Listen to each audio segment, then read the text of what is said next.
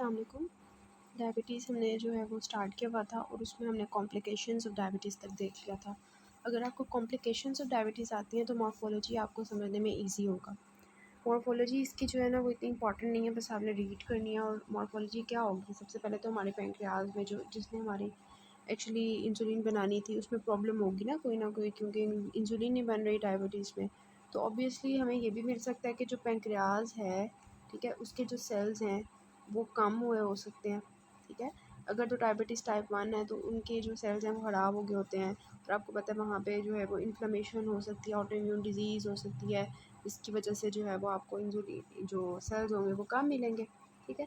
या तो ये हो सकता है कि आपको सेल्स कम मिलें, या दूसरे नंबर पे आपको हो सकता है कि इंक्रीज़ नंबर ऑफ़ सेल्स भी मिल सकते हैं। डायबिटीज़ टाइप 1 में आपको जो है वो reduction in number and size of cells मिलेगा। और अगर हमारे पास जो होती है ना डायबिटिक मदर्स होती हैं और उनके जो बेबीज़ होते हैं नॉन डायबिटिक, उनमें होता क्या है कि मदर्स के अंदर ग्लूकोज़ की अमाउंट ज़्यादा हुई होती है। अब वो ग्लूकोज़ जब बेबी के आयर्स ऑफ पैंक्रियास में पास जाते हैं तो एक्चुअली वहाँ पर जो है इंसुलिन की हाइपर सिक्रीशन करवाना शुरू कर देते हैं। उसकी वजह से जो बेबी के सेल्स होते हैं, इंसुलिन के सिक्रीटिंग सेल्स होते हैं, बीटा सेल्स, वो ज़्यादा होना शुरू हो जाते हैं। तो उस केस में हमें जो है ना वो हाइपर प्रोलिफरेशन जो है वो मिल सकती है, ठीक है। अब हमारे पास ल्यूकोसिटिक इन्फिल्ट्रेट्स भी मिल सकते हैं अगर तो इन्फ्लेमेशन हुई हुई है उस तरह हमारे पास जो है वो उनकी। और इसके अलावा ऑब्वियसली हमें जो है वो अमालॉइड डिपोजिशन मिल सकती है। ये उस केस में होता है जब फाइब्रोसिस वगैरह हमें मिलेगी, ठीक है। ये करेक्टरिस्टिक होती है टाइप 2 डायबिटीज़ की। तो आपने याद रखना है, ये चीज़ें याद रखनी है इसमें, कि जो कम कम नंबर आपको किस में मिलेगा, टाइप 1 डायबिटीज़ में। ज़्यादा किस में मिलेगा, आपको जेस्टेशनल डायबिटीज़ में, ठीक है। और एमोलॉइड डिपोजिशन किस में मिलेगी, टाइप 2 डायबिटीज़ में, ठीक है। ल्यूकोसाइट इन्फिल्ट्रेशन किस में मिलेगी, जब हमारे पैंक्रियाज के सेल्स डैमेज हो रहे हैं तो उसमें इन्फ्लेमेशन ऑटो इम्यूनिटी का रोल है, तो ऑब्वियसली टाइप 1 डायबिटीज़ में मिलेगा। तो ये आपको पता होना चाहिए। फिर ये देखें डायबिटिक मैक्रोवास्कुलर डिजीज़, मैंने आपको बताया कि किस तरह से हमारी जो वेजल्स होती हैं वो डायबिटीज़ में ख़राब होती हैं। जो हमारे नॉन एंजाइमेटिक जो है ग्लूकोज हमारे प्रोटीन्स के साथ मिलना शुरू कर देता है, कोलेजन की सिंथेसिस ख़राब कर देता है, ईक्विडेरेंस को ख़राब कर देता है, जिसकी वजह से हमारी वेसल जो है वो ब्लॉक हो जाती हैं। तो उसकी वजह से पेशेंट को मायोकार्डियल इन्फाक्शन हो सकता है, आर्टेरियोस्क्लेरोसिस हो सकती है, ऑब्वियसली गैंग्रीन हो सकता है पेशेंट को। और इसके अलावा आपको ये मिलेगा हाइलिन आर्टेरियोस्क्लेरोसिस मिलेगी, ठीक है। ये मोस्टली जो केसेस होते हैं ना हाइपरटेंशन में मिलते हैं आपको, जो है हाइलिन डिपोजिशन हो जाती है और आपकी जो वेजल्स होती हैं बहुत ज़्यादा पतली सी हो जाती हैं, ठीक है। और जो माइक्रो एंजियोपैथी होती है उसमें आपकी छोटी छोटी वेजल्स इन्वॉल्व होती हैं, और इसमें आपको जो बेसमेंट मेम्ब्रेन होती है उसकी थिकनिंग मिलती है। अच्छा, अब आपने याद रखना है माइक्रो एंजियोपैथी जो होती है इसकी वजह से 3 कॉम्प्लिकेशंस आती हैं जो मैंने आपको बताई थी, कि इसकी वजह से नेफ्रोपैथी होती है, हमारी किडनी ख़राब हो जाती है। इसकी वजह से हमारी रेटिनोपैथी होती है, कि हमारी जो रेटिना होती है वो ख़राब हो जाती है। इसकी वजह से जो है वो न्यूरोपैथी होती है, हमारी नर्व्स की डैमेज स्टार्ट हो जाता है। तो ये 3 कॉम्प्लिकेशंस होती हैं because of the micro angiopathy, कि छोटी-छोटी वेसल्स में जो हमारी क्लॉट्स बनना शुरू कर देते हैं। अब जो क्लॉट्स बनेंगे उसकी वजह से रेटिनोपैथी कैसे होती है, मैंने आपको बता दिया था कि हमारा डैग पाथवे एक्टिवेट हो जाता है, प्रोटीन काइनेज सी एक्टिवेट हो जाती है, जिसकी वजह से VEGF रिलीज़ होता है, और हमारा जो है ट्रांसफॉर्मिंग ग्रोथ फैक्टर रिलीज़ होता है। उसकी वजह से न्यूवास्कुलराइजेशन और ECM कंपोनेंट्स जो होते हैं वो रेटिना में ज़्यादा हो जाते हैं, और दैट लीड्स टू रेटिनोपैथी। और नेफ्रोपैथी मैंने आपको बताया था कि ऑब्वियसली हमारी छोटी छोटी वेसल्स ब्लॉक हो गई हैं, किडनी को ब्लड सप्लाई नहीं जाएगी और किडनी में प्रॉब्लम आएगी, ठीक है। और आपको जो मैंने न्यूरोपैथी का होता है, न्यूरोपैथी को ये होता है कि नर्व्स की भी प्रॉब्लम होगी ना, ग्लूकोज ज़्यादा है और ऊपर से उनको ब्लड सप्लाई कॉम्प्रोमाइज़ हो गया है, तो नर्व्स की जो है प्रॉब्लम आएगी। तो नेफ्रोपैथी में आपके पास जो है आपको मिल सकता है कि जो आपको पता है ना कि आपकी जो नेफ्रोपैथी होती है उसमें क्या होता है, कि देखें आपकी जो रीनल वेसल्स होती हैं ना, मतलब आपकी जो होती हैं, सॉरी, सबसे पहले आपकी जो है वो एंडोथीलियम होती है, ठीक है। ये आपकी एंडोथीलियम होती है, आपकी जो ग्लोमेरुलर कैपिलरीज होती हैं, और उसके बाद उनकी जो है वो बेसमेंट मेम्ब्रेन होती है, ठीक है, बेसमेंट मेम्ब्रेन होती है। और सबसे बाहर जो है आपको मिलते हैं पोडोसाइट्स। अगर आपने रीनल का चैप्टर पढ़ लिया तो आपको ये ईजी हो जाएगा समझना इसकी, ये जो मैं आपको समझाना चाह रही हूँ। अब होता क्या है कि जो हमारी होती है नेफ्रोपैथी, वो इस तरह से होती है कि दरमियान में आपके मेसेंजियल सेल्स पड़े होते हैं, ठीक है, मेसेंजियल सेल्स पड़े होते हैं जो कनेक्टिव टिश्यू होता है। तो ये जो कनेक्टिव टिश्यू होता है ना, इसकी ज़्यादा मतलब प्रोलिफ्रेशन स्टार्ट हो जाती है, ऐसे बहुत ज़्यादा प्रोलिफ्रेशन स्टार्ट हो जाती है, ठीक है, जो कनेक्टिव टिश्यू होता है। तो यहाँ पे यही बताया हुआ है कि मेसेंजियल जो है आपको प्रोलिफ्रेशन मिलेगी और आपको बेसल मेम्ब्रेन, जो बेसमेंट मेम्ब्रेन होगी उसकी थिकनिंग मिलेगी, ठीक है। तो ये इस तरह से मतलब जब नेफ्रोपैथी स्टार्ट हुई होगी। यहाँ पे आपको एक्चुअली दिखाया गया है कि आपको जो है ना मेसेंजियल स्क्लेरोसिस स्टार्ट हो जाएगी, मतलब मेसेंजियम थिक हो जाएगा, उसकी प्रोलिफरेशन बहुत ज़्यादा होगी।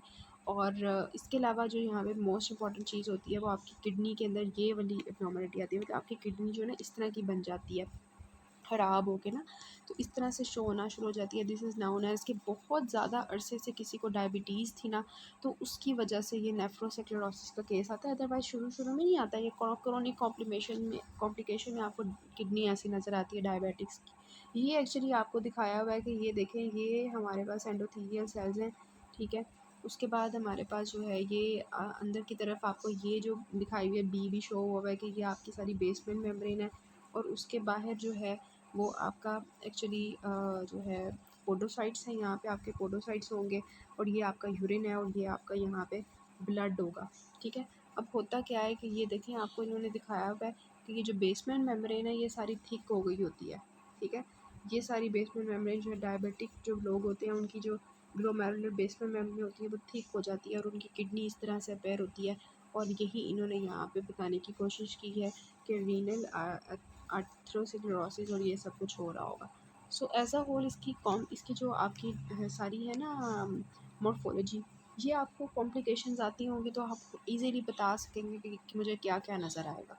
पाइलोनेफ्राइटिस क्या होता है कि पेशेंट की जो किडनी होती है उसमें भी इन्फ्लेमेशन हो जाती है और उसकी ट्यूब्यूल वगैरह में इन्फ्लेमेशन, एक्यूट इन्फ्लेमेशन और क्रोनिक इन्फ्लेमेशन जा सकता है। और ऑक्यूलर कॉम्प्लिकेशंस और डायबिटीज़ में मैंने आपको बताया था 3 चीज़ें होती हैं, रेटिनोपैथी होती है, कैटरेक्ट फॉर्मेशन होता है और ग्लोकोमा होता है। और जो आपके पास है फाइनली जो है यहाँ पे आ जाता है नॉन प्रोलिफरेटिव रेटिनोपैथी, जो हमारे पास होती है ना प्रोलिफरेटिव रेटिनोपैथी। इसके नाम से आपको पता चल रहा है कि इसमें न्यूवास्कुलराइजेशन और प्रोलिफरेशन हो रही होगी और फाइब्रोसिस बहुत ज़्यादा होगी, तो ये सीरियस हमारे पास कंडीशन होती है। नॉन प्रोलिफरेटिव में ना आपको छोटी छोटी वेजल्स ब्लॉक मिलेंगी, ये आपको सारी हार्ड एक्जुडेट्स मिलेंगे। ये एक्चुअली होता क्या है कि जो आपकी वेजल्स होती हैं, मैंने आपको जब रेटिना पढ़ाया उसमें मैंने एक्चुअली बताया था कि जो वेजल्स होती हैं उनमें से जब वो लीक होना शुरू हो जाती हैं तो उनके अंदर से जो लिपिड्स होते हैं वो बाहर आना शुरू हो जाते हैं और आपको हार्ड एक्सुडेट्स मिलते हैं रेटिना के ऊपर। तो ये एक्चुअली आपको नज़र आता है। और इसके अलावा न्यूरोपैथी की बात की जाए तो न्यूरोपैथी हम वही डिस्कस कर रहे हैं, माइक्रो एंजियोपैथी की हेडिंग्स में हमने डिस्कस किया, नेफ्रोपैथी, रेटिनोपैथी और न्यूरोपैथी आया हुआ है लास्ट में हमारे पास। न्यूरोपैथी है कि हमारी नर्व ख़राब हो जाएंगी, नर्व ख़राब होंगी तो ऑब्वियसली हमारे पास जो ब्लडर होगा वो भी काम करना छोड़ देगा, वो काम करना छोड़ेगा तो ऑब्वियसली हमारी जो बाउल और ब्लडर फंक्शंस हैं उसमें प्रॉब्लम आएगी, सेक्सुअल इम्पोटेंसी हो जाएगी, ब्रिस्ट ड्रॉप हो जाएगा, फुट ड्रॉप हो जाएगा, क्रेनियल नर्व पाल्सीज हो जाएंगी और ये सारी सेंसरी ऑटोनॉमिक न्यूरोपैथीज़ वगैरह आपके अंदर जो है वो शो होंगी। क्या आपके पास डिफरेंट स्टेबल बताया हुआ। अच्छा, ये हमारे पास मॉर्फोलॉजी जो है ना, जस्ट आपने ये पढ़ा कि पेंक्रियाज के अंदर क्या प्रॉब्लम आ रही है, ठीक है। उसके बाद आपने जो है वो स्टार्ट कर दिया कि मैक्रो एंजियोपैथी क्या हो रही है कि आपको हार्ट अटैक के और हाइपरटेंशन के, एथेरोस्क्लेरोसिस के केसेस आ रहे हैं। और तीसरा आपने माइक्रो एंजियोपैथी में डिस्कस किया कि माइक्रो एंजियोपैथी में फर्दर 3 चीज़ें आपने डिस्कस की कि न्यूरोपैथी है, नेफ्रोपैथी है और रेटिनोपैथी है। जस्ट इतनी सी मॉर्फोलॉजी में बात थी, कोई ख़ास चीज़ नहीं है, ठीक है। फिर टाइप 1 और टाइप 2 में डायबिटीज़ का डिफरेंस अभी तक आपको समझ आ गया होगा कि क्लिनिकल पॉइंट ऑफ व्यू से अगर हम देखें तो टाइप 1 डायबिटीज़ जो है ये बच्चों में ज़्यादा कॉमन होती है, ठीक है। और इसमें ये होता है कि आहिस्ता आहिस्ता इंसुलिन के लेवल जो है वो कम हो जाते हैं, इसमें ओबेसिटी की हिस्ट्री नहीं होती, ठीक है। और इसमें ज़्यादातर आपको ऑटो इम्यूनिटी मिलती है, ये मैंने आपको बता दिया था। और डायबिटिक कीटो एसिडोसिस ज़्यादातर इसी में होती है। और अगर टाइप 2 की डायबिटीज़ की बात की जाए तो क्योंकि ये ओबीज़ लोगों में ज़्यादा होती है तो ज़्यादातर ये अडल्टहुड में ज़्यादा कॉमन होती है। बच्चों में जो है वो इतना ज़्यादा इसका केस नहीं आएगा, जो ओबीज़ लोग होते हैं उनमें 90% केसेस में यही होती है, ठीक है। और इसके अलावा ये है कि इसमें इंसुलिन का लेवल नॉर्मल होता है लेकिन इंसुलिन की रिसेप्टर की नॉर्मलिटी होती है, वहाँ पे रेजिस्टेंस आई होती है। यहाँ पे ऑटो इम्यूनिटी का कोई काम नहीं होता और यहाँ पे आपको जो कीटोएसिडोसिस होती है वो नहीं होती, यहाँ पे आपको मोस्टली नॉन कीटोटिक कोमा मिलता है, ठीक है। और हमारे पास जेनेटिक्स की अगर बात की जाए तो इसमें आपके पास जो है ना MHC टाइप 1 डायबिटीज़ में MHC क्लास 1 2 जीन्स की इन्वॉल्वमेंट होती है और CTLA4 और PTAPN 22 मतलब जेनेटिक एसोसिएशन होती है। यहाँ पे HLA के कोई जो है ना हमारे पास प्रॉब्लम नहीं होती, यहाँ पे ओबेसिटी रिलेटेड जीन्स होती हैं। क्योंकि आपने सुना होगा ना, फैमिली होती है, हिस्ट्री होती है, कुछ लोग पूरी फैमिली पूरी मोटी होती है क्योंकि उनकी ओबेसिटी रिलेटेड जीन्स होती हैं। कुछ लोग खाते हैं तो उनको लगता नहीं है, कुछ लोग खाते हैं तो उनको बहुत ज़्यादा लग जाता है, तो वो यही कहते हैं कि जी हमारी जीन्स के अंदर ये प्रॉब्लम है कि हम ओबीज़ हैं, ठीक है। So that is actually related to the obesity related genes या डायबिटोजेनिक रिलेटेड जीन्स होती हैं टाइप 2 डायबिटीज़ के अंदर।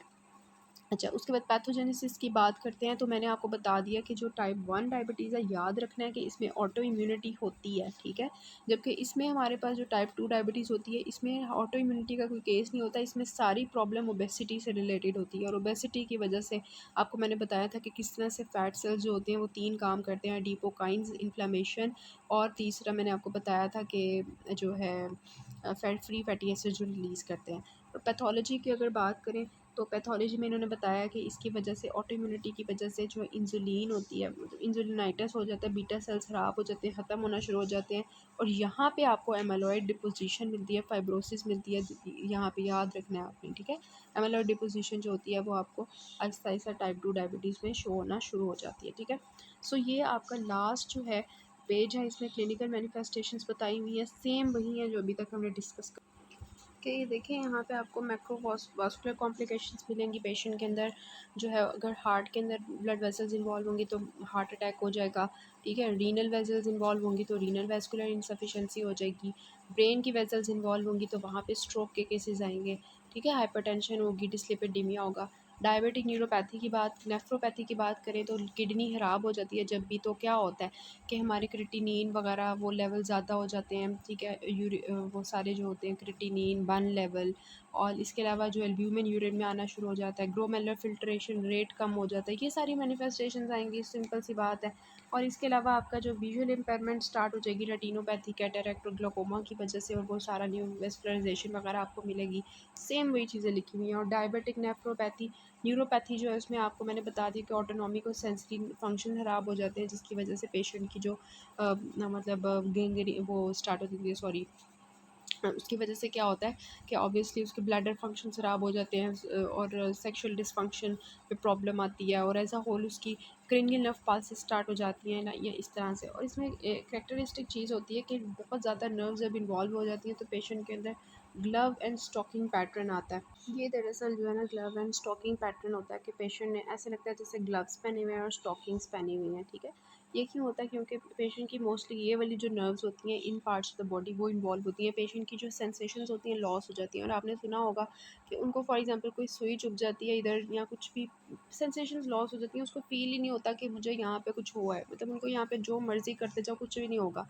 यहाँ से फॉर एग्जांपल उनकी चीज़ें जल गई हैं, ठीक है, जल गए, उनको बर्न हो गया, या उनको कोई छोटी सी प्रिक हो गई है, तो उनकी एक तो हीलिंग भी स्लो हो गई होती है पेशेंट्स की, और उनको चोट लगती है, उनको पता भी नहीं चल रहा होता, तो उसकी वजह से उनकी इतनी कॉम्प्लिकेशन हो जाती है, और साथ में गैंग्रीन भी हो जाती है कि उनको पूरी ऐसे गैंग्रीन जो है वो आपने सुना होगा कि टांग काटनी पड़ गई है जी, उनको पता ही नहीं होता कि मुझे चोट लगी है, और बिल्कुल सेंसेशन जो इस तरह के केसेस आ रहे होते हैं डायबिटिक्स। और इसके अलावा लास्ट जो चीज़ होती है, आपको पता भी है कि इन लोगों में इन्फेक्शन के चांसेस जो है वो ज़्यादा हो जाते हैं, और इस वजह से ना इनको स्किन में टीबी और न्यूमोनिया वगैरह के इन्फेक्शंस का जो रेट होता है ना वो ज़्यादा हो जाता है। तो इतनी ज़्यादा कॉम्प्लिकेशंस हैं डायबिटीज़ की, तो इससे अच्छा बंदा अपनी ओबेसिटी को कंट्रोल ही कर ले, पहले से ही एक्सरसाइज और अपनी जो है डाइट का ख्याल रखे, ताकि ये जो 90% केसेस डायबिटीज़ के आ रहे हैं इतनी कॉम्प्लिकेशंस के साथ, इनको बचाया जा सके।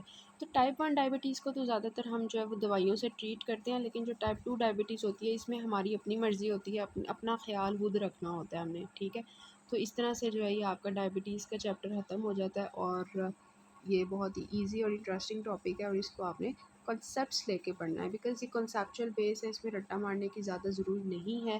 जो रट्टी चीज़ें मारनी है वो मैंने आपको बता दी कि इनकी वैल्यूज़ जो है ना प्री डायबिटिक्स और डायबिटिक्स की वो अपनी अच्छी से जो याद कर लेनी है, बाकी इसकी कोई रट्टा नहीं है, सारा कॉन्सेप्ट है। This is all about it.